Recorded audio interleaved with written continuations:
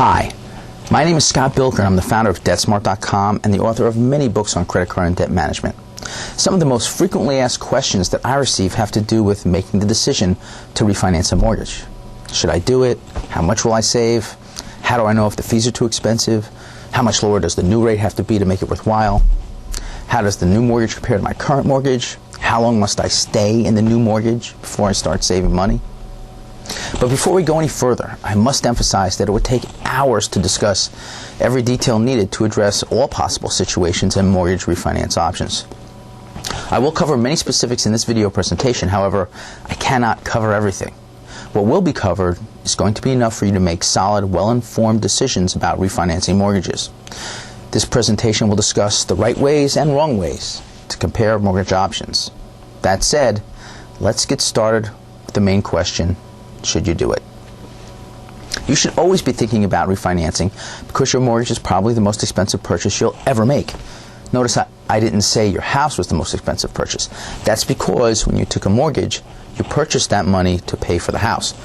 The purchase of that money is paid by the interest charges. You may have paid $150,000 for the house, but you purchased that $150,000 from the bank for, let's say, 7% APR over 30 years with monthly payments of near $1,000 per month, costing you a total of $360,000. That's $150,000 for the house, $210,000 for the money to buy the house. Deciding to refinance your mortgage depends, in my opinion, on one main reason, and that is to save money. It doesn't make any sense to refinance to a more expensive mortgage. Therefore, the main approach to making the decision to refinance is going to be figuring out if you're going to save money. Much of the difficulty in comparing mortgages or mortgage options stems from banks twisting the numbers in ways that may confuse you to believe you're saving money when it's really costing you more. To begin the process of comparing your options, you need to have options to compare. This means doing a little research to, number one, contact a few lenders to find out the rates and fees available. You can start by checking your local newspaper or visiting online lenders for quotes. Two, make a list of your loan options by rate, fees, loan type, 30-year, 15-year, etc. Three, get all the information about your current mortgage so you can compare this against your new loan options. All you need to know is how much you owe, the interest rate, your monthly payment, not including taxes and fees, of course. In this presentation, I'm going to address how to compare fixed-rate mortgages only. It's more involved to compare variable rate mortgages, but rest assured the same basic principles you learn here do apply. Now, the best way to approach this topic is to create a typical real-life example and then see how to deal with that situation. By using a hypothetical case, we will be able to examine the details and learn exactly how to best handle the numbers when comparing loan options. For my example, I'll use Jack's situation. I just made that name up, by the way. Jack owns a house that he thinks is worth about $200,000. He currently has a 30-year mortgage with 20 years remaining and a balance of $110,000. It's a fixed-rate mortgage with a 6% APR and payments of $788.08 per month, not including taxes, PMI, or any other charges. From that information, we can calculate that the original purchase price was $131,000, but we don't need to know that original price. We only need to know Jack's current payment, interest rate, and outstanding balance. I told you Jack's estimated home value for completeness because it does need to be greater than the amount owed, or else Jack probably won't be able to get the loan. Now, I know that's a lot of numbers to remember, but don't worry about memorizing them because I will refer back to them as we need to. After doing some research, Jack found a few mortgages that he's interested in comparing to his current loan. The first is a 30-year, 5.75 fixed no-point mortgage with $600 in total closing costs. A 30-year, 5.25 fixed 2-point mortgage with no closing costs. A 15-year, 5.375 fixed no-point mortgage with $600 in total closing costs. And finally, a 15-year, 4.875 fixed 2-point mortgage with no closing costs. When talking about points in regard to a mortgage, if you don't already know, they are the upfront fees that are collected by the bank at closing. Each point is equal to 1% of the loan principal. Total closing costs include application fees, legal fees, appraisals, and anything involved in acquiring the new mortgage. It's important to keep in mind that there are so many numbers here that it can be easy to get confused. Also, there are right ways and wrong ways to compare loans. To effectively analyze these loans, I'm going to employ the use of my DebtSmart loan calculator. Links to get the calculator are included on this page. Of course, you can use any accurate financial calculator. However, it is difficult to find good ones, but that's a different story. Oh, and I should mention that if you stick around for this entire video, I'll provide you with a free tool that will help you do everything. So keep watching. I'd like to first talk a little about how to use the DebtSmart loan calculator before we start analyzing Jack's mortgage options. When you first start the DebtSmart loan calculator, all the fields are blank. There are 4 fields: principal, interest rate, time, and monthly payments. As soon as you click in any field, that means that nothing's been calculated, and you need to press a button, any of those buttons, to recalculate one of those values. So for example, say you have a $100,000 mortgage, and the interest rate is 6%, and you're interested in a 30-year loan. You'd enter that information and click on monthly payment. All the fields turn white. Everything in those fields now is calculated, and you can see that the monthly payment is $599.56.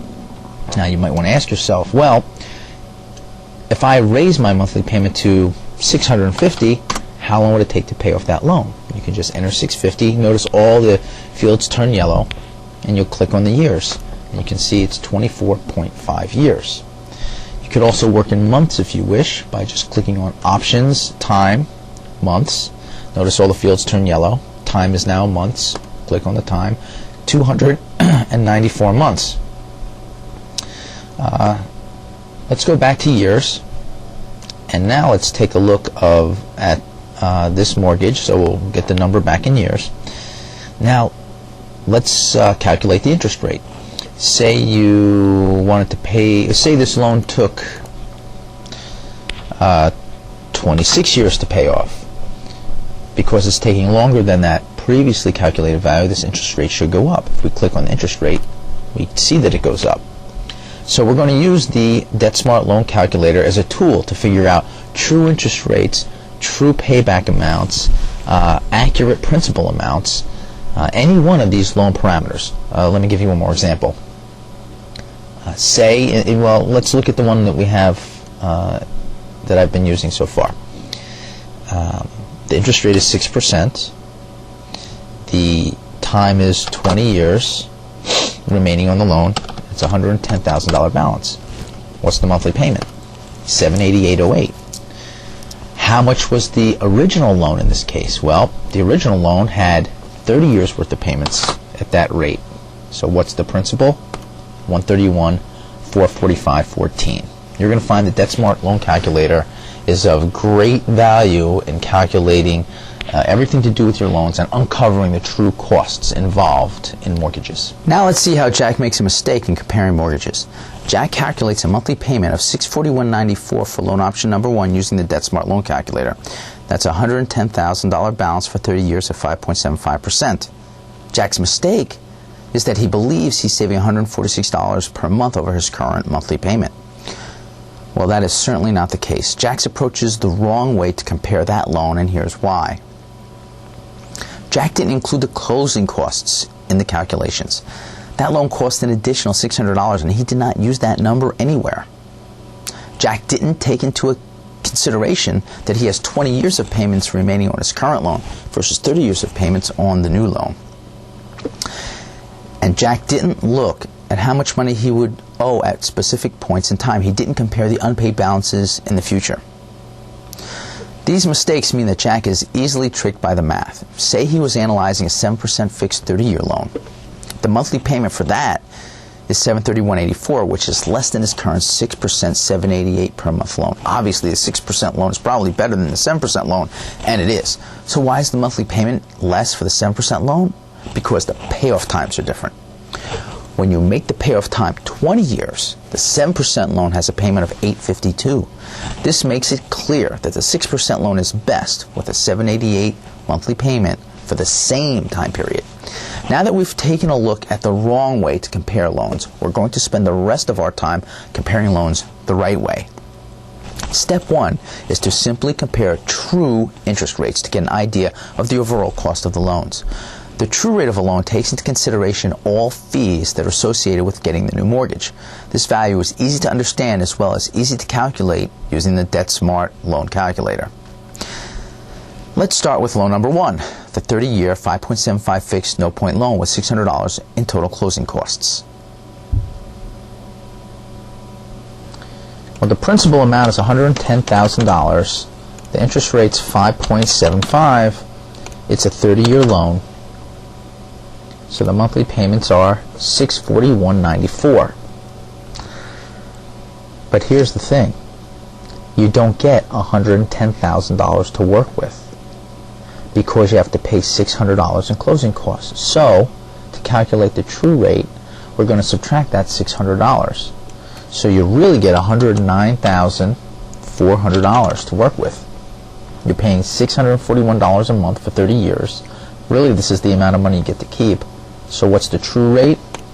5.8005. You can see that the $600 closing cost affected the rate by only a small amount. Now let's take a look at loan number 2, the 30-year 5.25 fixed 2-point loan with no closing costs. Remember, each point is 1% of the loan, so that's 2% or $2,200 in total fees. Alright, the first step is going to be to figure out what the monthly payment is going to be without including any of the costs and the points. It's $110,000, 5.25% for 30 years. Gives you a monthly payment of $607.43. Now, in this case, there's $2,200 in points or closing fees. So we subtract that from the principal, and you really get $107,800 to work with because you have to actually pay out that money. So you get $107,800 for 30 years. You're paying $607.43. The true rate is 5.4312, and that is definitely a significant change. Continuing to use the same procedure, Jack builds a table comparing the true rates for all loan options. Oh, by the way, if you need to study this table or any other slide in the presentation, just pause the video for a minute to take a closer look. This table indicates that by fairly comparing the true rates for all his options, the 15-year 4.875 loan is the cheapest, but there is a risk to get this cheap loan. The risk is the amount of time Jack must wait until he sees that true interest rate. Let me explain. The 2-point upfront fee adds a big cost onto the loan in the very beginning. It's only at the conclusion of the loan that the average rate will, with all fees included, is 5.182%. But along the way, the rate is actually changing because of the closing costs. Jack could spend the $2,200 to pay down his current mortgage and then owe $107,800. But instead, he's paying that fee to get the future savings with the new 4.875% loan. Therefore, the $2,200 fee adds to the rate of the new mortgage. But as time goes on, the savings become far greater than those upfront fees. This is the graph for the payoff time versus the outstanding balance of the 6% original loan. I'll call it the red loan because the graph line is red.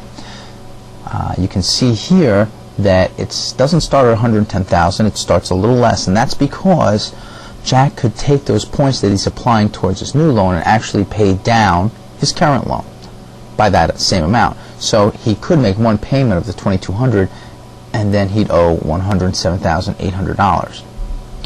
With that big payment up front and his normal payments over time, it will take him a little less than 200 payments, a little less than 20 years to pay off the loan.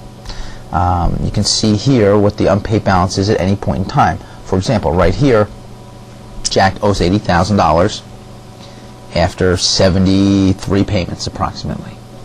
Now let's take a look at the curve for the new loan. Here's the 4.875 15-year loan with the 2-point fee. In this case, Jack can't apply that 2-point fee towards the loan, so he just starts with the $110,000. And in this loan, I'll call the blue loan because the line is blue. You can see what the payoff time and the unpaid balance is for the entire life of the loan. It's paid off in 180 payments here instead of around 200. And of course, for example, we'll take a point, $70,000 he owes around 85 payments. Now, when we superimpose the two graphs onto each other, you can see that the red loan, or the original loan, is actually less of an unpaid balance for a short period of time in the beginning when compared to the blue loan or the new loan.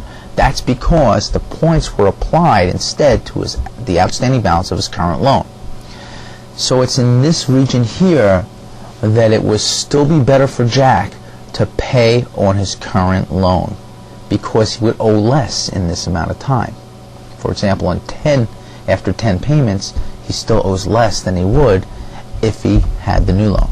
But at this point here, that's when the savings from the new loan start to take effect, and the lower rate starts to save Jack money, which is why he can pay it off in a shorter period of time. So let's zoom in on this area here. Now you can clearly see when these times intersect. So for this amount of time, the red loan is better, or the original loan is better. After this time, the blue loan becomes better, and Jack starts to realize his savings. That time is around 24 months. So you can see that it's very important to take into consideration how much time it's going to take you to save when you include those points as far as the fees. Now, to accurately calculate the time Jack needs to overcome the cost of the new loan's upfront fees requires creating graphs for every situation. This would be very tedious indeed, but as I promised earlier, I do have a free tool that will enable you to calculate this break-even time as well as the true rate. It's the DebtSmart Mortgage Comparison Calculator that I created specifically for this video presentation. The calculator is a PDF file which only requires that you have Adobe Acrobat Reader. There is no other software needed to run this program. Links to this free calculator can be found on this webpage. Some people may ask, Scott, why didn't you tell us about this calculator right away? Well, the reason is that I want you to understand exactly how the math is done. I want you to know the logic required for comparing mortgages, because this thought process is needed to compare all loans. Now, let's take a look at the DebtSmart Mortgage Comparison Calculator and see how it works. The DebtSmart Mortgage Comparison Calculator is an easy-to-use tool that's going to give you all the information you need to compare your current mortgage to any new mortgage. In the first section, you're going to enter the amount that is to be borrowed. In our example, that's $110,000. And the time of the comparison, 15 years, which is common to both loans. Then you're going to go down to the section that contains the interest rate of your current debt. In this case, it's 6%.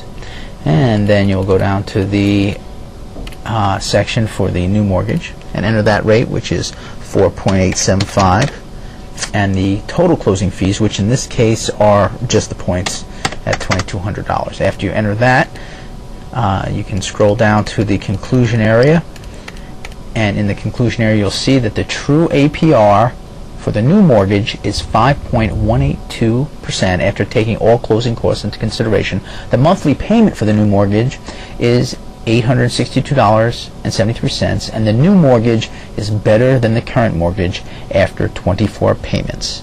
It's that easy. Using the DebtSmart Mortgage Comparison Calculator, Jack creates the final table needed to analyze his loan options. This table consists of the loan number, time, rate, fees, true rate, monthly payment, and what I'm calling the break-even time, which is the number of payments required for the APR savings of the new loan to better that of the current loan. The lower the true rate, the greater the savings. However, notice that it takes a longer period of time before Jack starts to save money on the lower rates. Additionally, the lower the true rate, the greater the payment. That's because the banks get paid back more quickly with a greater payment. So now it's up to Jack to choose between all the loans, since he can now compare them properly. Jack has to decide what's most important to him. Specifically, is reducing the monthly payment his main reason for financing? Can Jack come up with all the closing fees? Is his bottom line the total savings for the life of the loan? Does he want to reduce the risk of waiting for the new loan to start saving money? This is a real risk because there is always a chance that a better refinance deal can come along during the period where the original loan's unpaid balance would be less than that of a lower rate loan because of any closing costs. After weighing all these factors, Jack decides that he doesn't want to pay the closing costs, but he can afford to pay more each month. He also doesn't want to wait too long before he starts seeing the savings from the refinance, so he finally settles on loan option number 3, the 15-year, 5.375% 0-point loan. Personally, I would probably take the risk to get greater savings by taking the 15-year 4.875% loan and pay the 2-point fee, but what I choose isn't necessarily the best for every situation. There are many things to consider when refinancing and choosing a mortgage. Keep in mind that the main items to consider are the true interest rate, the APR, and the break-even time, the time needed to remain in the new loan before you start seeing the savings from the lower rate. Thank you for viewing this presentation from the DebtSmart video library, and good luck with your refinance.